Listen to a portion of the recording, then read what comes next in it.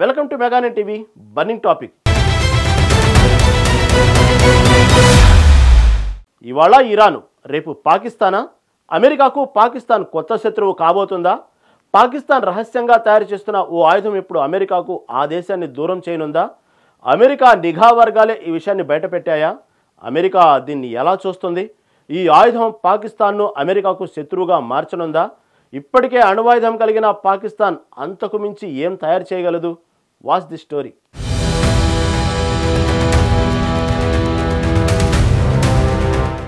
ఇప్పటి వరకు పాకిస్తాన్, అమెరికా మిత్రదేశాలుగానే ఉన్నాయి. భారత్కు స్నేహాన్ని కొనసాగిస్తూ పాకిస్తాన్ను నెత్తిన పెట్టుకుంటోంది అమెరికా. చైనాతో పాకిస్తాన్ అంటగాగుతున్న అమెరికా మాత్రం దాయాదిని ఏమాత్రం మందలించలేదు. అయితే ఇప్పుడు అమెరికాకే పాకిస్తాన్ పక్కలో బల్లెంలా మారే పరిస్థితి వచ్చింది.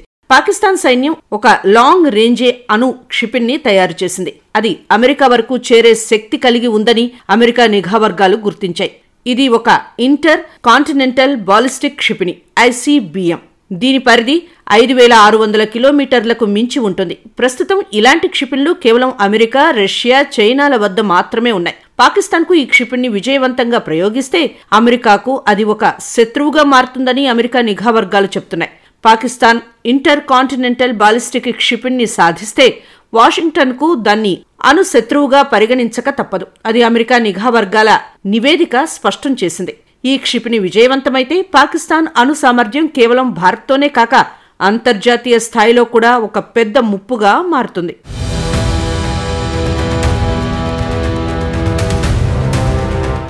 పాకిస్తాన్ ఈ దీర్ఘ శ్రేణి అణుక్షిపణిని తయారు చేయడం వెనుక ఉన్న ఉద్దేశాలు అమెరికాను తీవ్ర ఆందోళనకు గురి చేస్తున్నాయి. ఫారిన్ అఫైర్స్ నివేదిక ప్రకారం పాకిస్తాన్ ఈ క్షిపణి ద్వారా అమెరికాను నేరుగా లక్ష్యం చేసుకోవచ్చు. ICBM సామర్థ్యం ఉన్న ఏ దేశాన్నైనా అమెరికా మిత్రదేశంగా భావించదు అని అమెరికా అధికారులు హెచ్చరించారు. పాకిస్తాన్ ఈ క్షిపణి టెక్నాలజీని సాధిస్తే అది అంతర్జాతీయ రాజకీయాల్లో ఒక కొత్త శత్రుత్వాన్ని తెచ్చిపెడుతుంది. అమెరికా ఇప్పటికే పాకిస్తాన్ అణు సామర్థ్యంపై నిఘా ఉంచింది. కానీ ఈ కొత్త పరిణామం దాని ఆందోళనను మరింత పెంచింది. పాకిస్తాన్తో పైకి స్నేహంగా మెలిగినా ఆ దేశం ఉగ్రవాదులను ప్రోత్సహించే విధానం అమెరికాకు తెలుసు.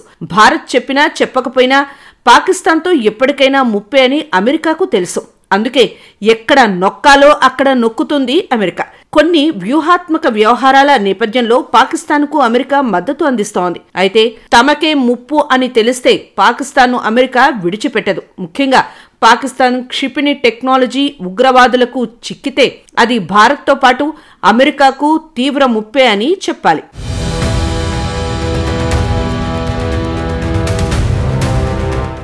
పాకిస్తాన్ ఈ దీర్ఘ శ్రేణి అణు క్షిపణిని అభివృద్ధి చేయడం భారత్ కూడా ఒక పెద్ద ఆందోళన కలిగిస్తోంది. ఈ క్షిపణి అమెరికాను లక్ష్యంగా చేసుకున్నప్పటికీ దాని సామర్థ్యం భారత్పై కూడా ముప్పు తెచ్చిపెడుతోంది. పాకిస్తాన్ ఇప్పటికే 170 అణు వార్ హెడ్లను కలిగి ఉందని Stockholm International Peace Research Institute నివేదిక తెలిపింది. భారత్కు 180 అణు వార్ హెడ్లు ఉన్నాయి. కానీ పాకిస్తాన్ ఈ కొత్త క్షిపణి ద్వారా తను అణు సామర్థ్యాన్ని మరింత పెంచుకోవాలని చూస్తోంది. ఈ క్షిపణి భారత్పై దాడులకు ఉపయోగపడే అవకాశం ఉంది. ముఖ్యంగా భవిష్యత్తులో ఉద్రిక్తతలు ఏర్పడితే ఈ కొత్త క్షిపణులు ఉపయోగించొచ్చు. ఆపరేషన్ సింధూర్ సమయంలో కూడా పాకిస్తాన్ తన దగ్గర ఉన్న అణ్వాయుధాలను చూపించి భయపెట్టింది. కానీ భారత్ ఇందుకు భయపడలేదు. దీనికి ధీటుగా సమాధానం చెప్పింది.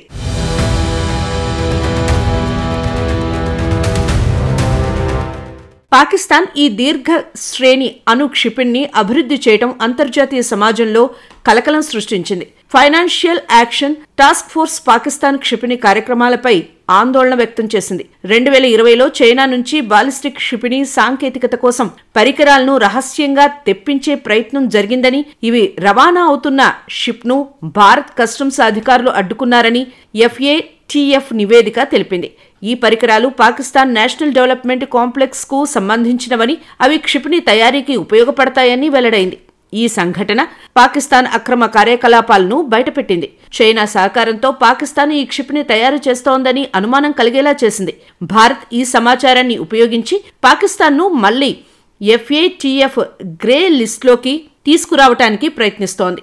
అలాగే అంతర్జాతీయ సమాజం పాకిస్తాన్ అణు కార్యక్రమాలపై కఠిన చర్యలు తీసుకోవాలని భారత్ కోరుతోంది. పాకిస్తాన్ ఈ క్షిపణి ద్వారా అంతర్జాతీయ శాంతికి భంగం చేయవచ్చని ఆందోళన వ్యక్తమవుతున్నాయి.